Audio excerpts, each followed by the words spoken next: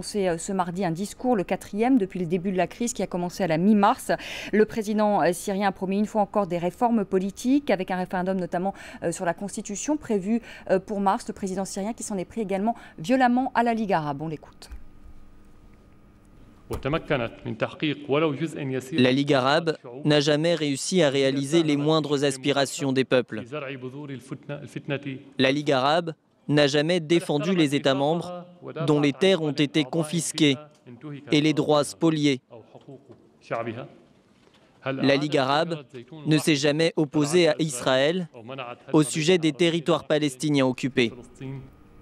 Voilà, et puis la Ligue arabe a bien du mal lors de cette mission en Syrie. Elle n'a pas été très efficace, il faut bien le dire. D'ailleurs, il y a cette information qui nous parvient à l'instant. Selon l'ONU, eh bien, 400 personnes ont été tuées depuis le début de la mission donc de cette Ligue arabe. Le CNS, le Conseil national syrien, qui n'en veut plus de cette Ligue arabe. Alors, Randa Kassis, c'est quoi la solution? C'est quoi l'alternative si les observateurs doivent partir? Alors, il y a deux choses.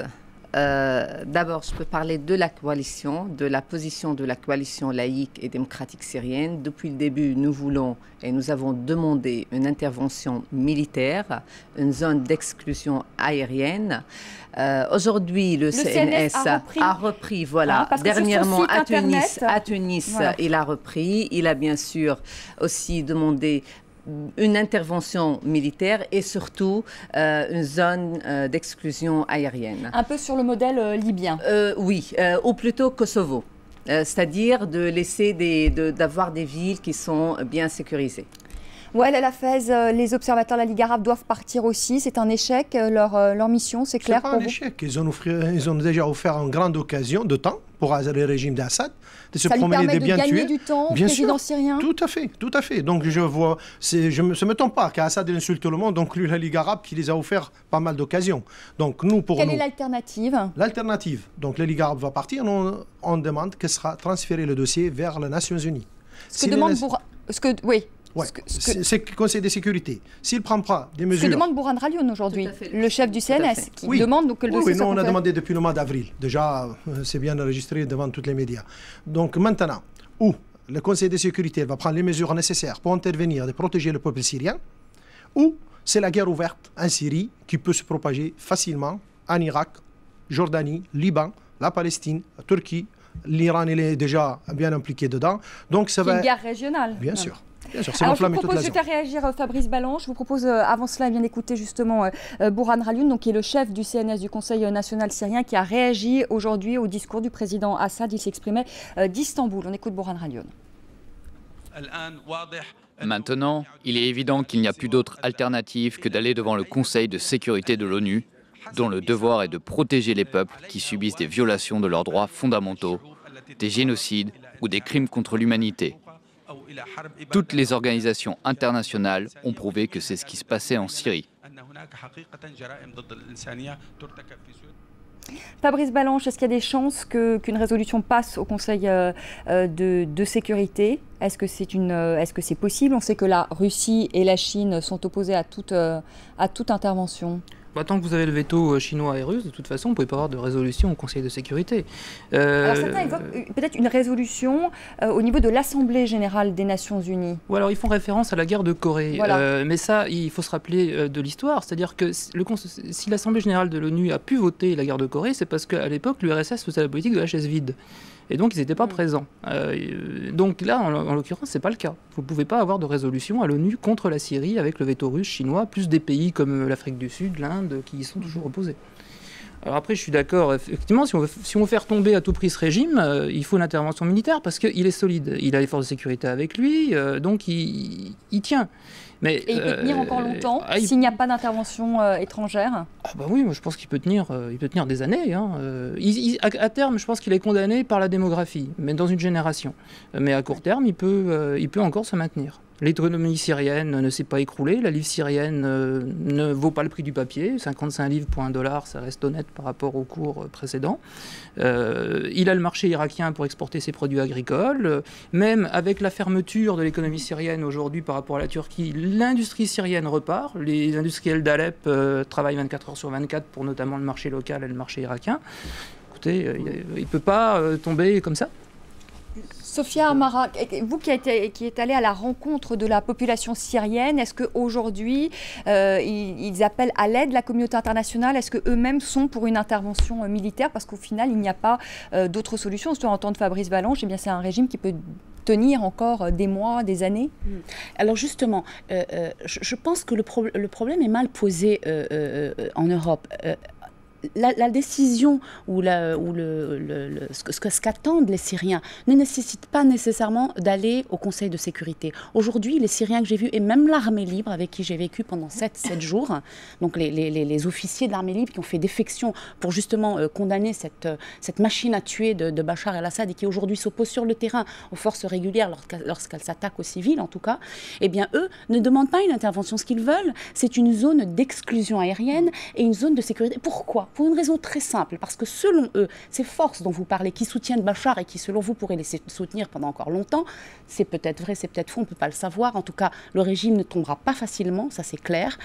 Ce qu'on peut dire, c'est que selon les Syriens, il y aurait dans les forces régulières, dans l'armée, qui compte quand même 1 demi-million d'hommes, des divisions entières prêtes à faire défection. Mais le problème, c'est que, je vous termine, ces officiers et ces soldats ne peuvent pas partir, s'ils ne mettent pas leur famille en sécurité dans une zone sécurisée, parce qu'ensuite, c'est les familles qui sont prises, arrêtées, torturées, violées, puis tuées. Ça, c'est un. Ensuite, c'est parce que ces divisions qui seraient prêtes à partir et à faire défection avec leurs chars et avec leurs armes, il faudrait qu'elles aient un endroit où se retirer et un non-fly zone, donc une zone d'exclusion aérienne, qui empêcherait à ce moment-là les forces aériennes syriennes régulières d'entrer en action et d'immobiliser immédiatement toutes ces divisions qui feraient défection. Donc c'est ce qu'ils demandent. Ils ne veulent même pas d'armes, parce qu'aujourd'hui, ils ont suffisamment d'armes. Mais ce qu'ils veulent, c'est une zone d'exclusion aérienne et une zone de sécurité côté Jordanie ou côté Turquie.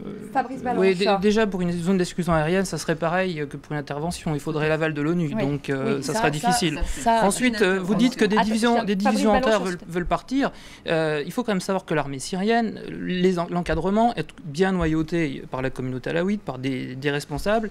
Et par conséquent, si les hommes de troupes et des officiers subalternes voudraient partir, je doute quand même, vu l'organisation de l'armée syrienne, que des divisions entières puissent faire sécession. J'ai vu des chars se faire brûler et des chars arriver avec sur leur dos des chars, mais pas des divisions. Non, mais qui peut dire dans quelques semaines, dans quelques mois, ce sera peut-être le cas. Si on va faire un bilan de 10 mois. Voilà, on reste dans le pessimisme et on le laisse massacrer les populations. C'est pas pessimiste, mais réaliste. C'est tout. Non. Elle a fait ça.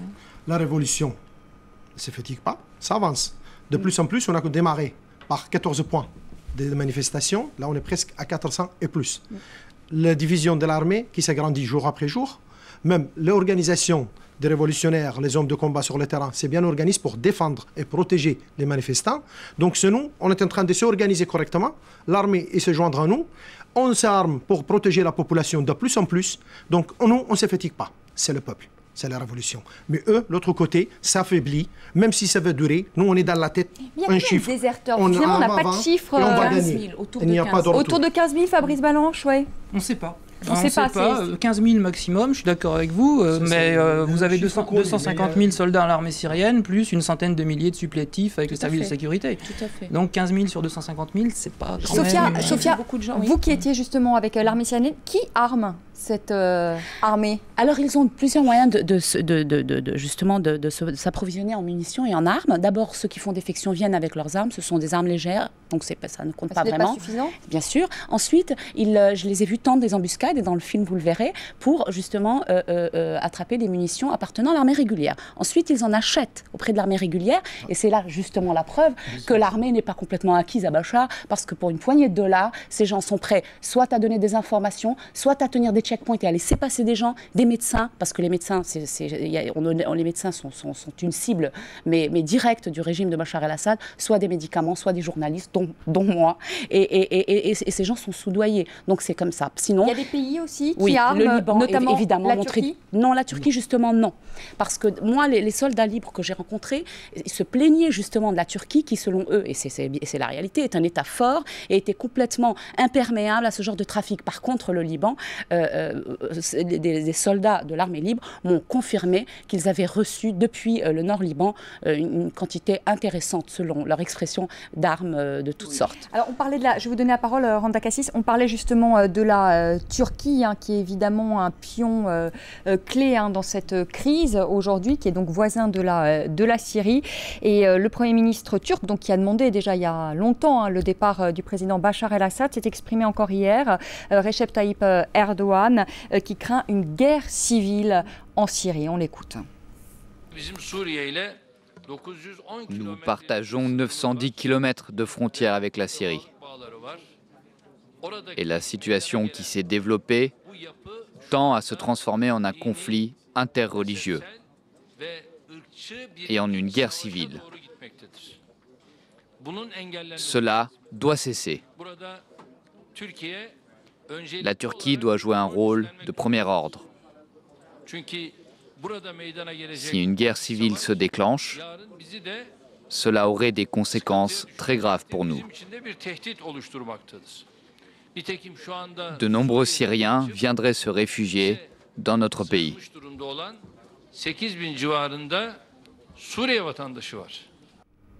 On peut imaginer, Fabrice Balanche, qu'il soit peut-être un peu plus modéré maintenant sur le dossier syrien. Recep Tayyip Erdogan, lui qui a quand même poussé au départ d'Assad et qui aujourd'hui, on l'entend, craint une guerre civile et craint un afflux de réfugiés en Turquie. Oui, bon, la guerre civile, pour moi, elle a déjà commencé à Homs depuis l'été, parce que c'est clairement une guerre communautaire à Homs.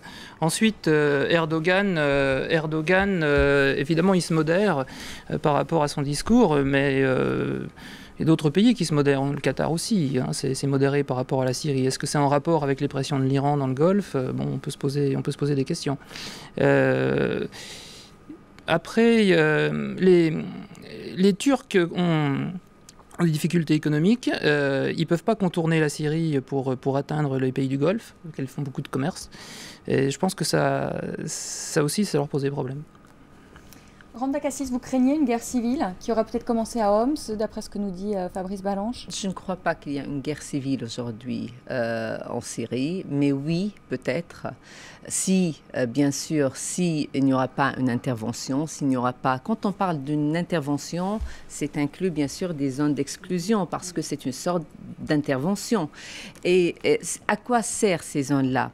Ça sert aussi, selon mes informations, il y a pas mal des généraux qui sont haut placés, qui attendent quand même un ultimatum de la part des pays occidentaux ou des pays, je veux dire, de la communauté internationale pour commencer à faire une intervention militaire, tout simplement pour lâcher Assad. Ils craignent Assad, ils savent très bien qu'aujourd'hui, s'ils lâchent Assad, leurs familles seront exécutées et ils veulent pas, ils attendent. Il y a pas mal des Alaouites, des généraux, je peux le confirmer, selon mes informations, ne veulent plus d'Assad, mais tout simplement c'est par crainte, par peur, ils sont aujourd'hui ici. Ouais, elle est la phase. Il n'y a pas que la crainte et la peur, il y a aussi les intérêts. Dans la corruption syrienne, la mafia d'Assad qui existe en Syrie. Oui, il a d'ailleurs promis de lutter aujourd'hui contre la corruption. Ah oui, qu'elle commence par lui-même et son cousin, donc et la famille. Vous savez, bon, ils savent, eux, qu'ils seront jugés, oui. Mais il n'y a pas de guerre civile. Parce que le peuple syrien, dès le début, dès le premier jour, il a déclaré que nous sommes unis, qu'il n'y a pas à chercher. La disquette, la chanson de Boussaïna Chaban et d'Assad, début, fin du mois de mars, ils ont chanté dès le début. Du président, exactement, pour dire que oui, il y a la guerre civile, sinon on part et tout ça. Et il essaie de faire incarner ça dans la tête des Alaouites. C'est pas vrai. Il y a beaucoup d'Alaouites qui étaient victimes du régime d'Assad, comme il y a eu beaucoup de chrétiens victimes d'Assad, de Kurdes, des Arabes, de tout le monde. Assad, il était vraiment juste et très généreux contre tout le monde, de faire écraser tout le monde. Donc tout le monde s'est réuni aujourd'hui ou demain et on va les faire tomber. Il veut pas, on va les faire tomber et libérer la Syrie. Fabrice Balanche, on va le faire tomber, on va libérer la Syrie, c'est évidemment ce que souhaite aussi Randa Kassis. Aujourd'hui, on voit bien que le président Assad cherche à gagner du temps avec la mission des observateurs arabes. Il y a une élection présidentielle en France, ensuite une élection présidentielle aux États-Unis, comme vous dites, le Qatar qui prend des positions un peu plus modérées, la Turquie aussi. Est-ce qu'il peut réussir ce pari de gagner du temps et de pouvoir se maintenir? Je pense qu'il a clairement l'année 2012 devant lui. Ensuite, en 2013, les cartes géopolitiques risquent d'être rebattues. Et là, s'il n'a pas fait la preuve qu'il arrivait à tenir son pays, peut-être que ses alliés peuvent le lâcher, effectivement.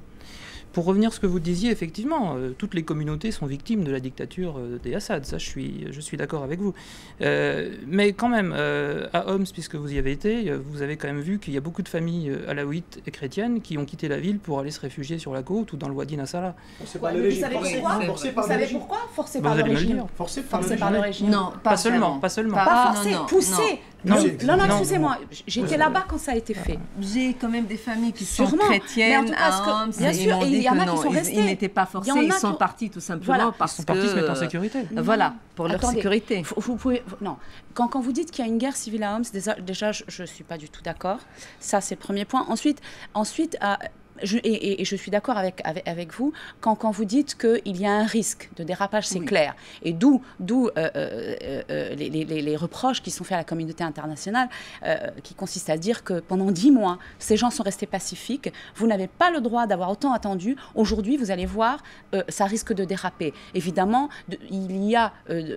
même du côté de l'opposition, en tout cas sur le terrain, peut-être des exactions que moi, personnellement, je n'ai pas vues. Et j'ai pu tourner des prisonniers de guerre et des Chabiha qui m'ont dit face à la caméra qu'ils avaient violé, tué, et ils étaient aux mains de l'armée libre, ils étaient soignés avec un chauffage et de l'eau et à manger. D'accord? Donc, on parle de sunnites, on m'a expliqué pour que plusieurs fois, le pouvoir avait dit « quittez Homs, on va raser la ville ». Et les gens se sont sauvés. C'est tout. Et voilà. Et j'étais là-bas au moment, parce que j'étais là-bas en prévision d'un éventuel massacre, que évidemment j'espérais qu'il n'aurait pas lieu, mais je me suis dit que s'il y est, je serais dedans. Sophia Amara, on va terminer avec vous, parce qu'on arrive au terme de ce débat. Qu'est-ce qui vous a le plus marqué cette fois-ci, lorsque vous êtes retourné là il y a quelques semaines en Syrie? Il y a 2 semaines. Ce qui m'a le plus marqué, c'est la détermination des gens et le fait qu'ils ont pris conscience qu'ils étaient seuls au monde. Et que malgré ça, ils ne comptent plus ni sur la Ligue arabe, ni sur la communauté internationale face au veto chinois et russe. Et malgré ça, ils sont déterminés. Parce que pour eux, ils ont une expression qu'ils répètent souvent, les moitiés de révolution reviennent au suicide. Oui, tout à fait, c'est vrai. Merci beaucoup, merci Sophia Amara, merci Randa Kassis, merci Wael Alafez et merci beaucoup à Fabrice Balanche d'être venu sur le plateau de France 24 pour nous parler de la Syrie. C'est la fin de ce débat, à ne pas manquer évidemment, mais vous reviendrez Sophia Amara pour nous parler de votre documentaire qui sera diffusé sur Arte. On n'a pas de date encore, il est en cours de montage, mais on aura l'occasion et j'espère bien d'en reparler. Très belle soirée à tous, je vous retrouve demain 19h10 heure de Paris pour un nouveau débat sur France 24.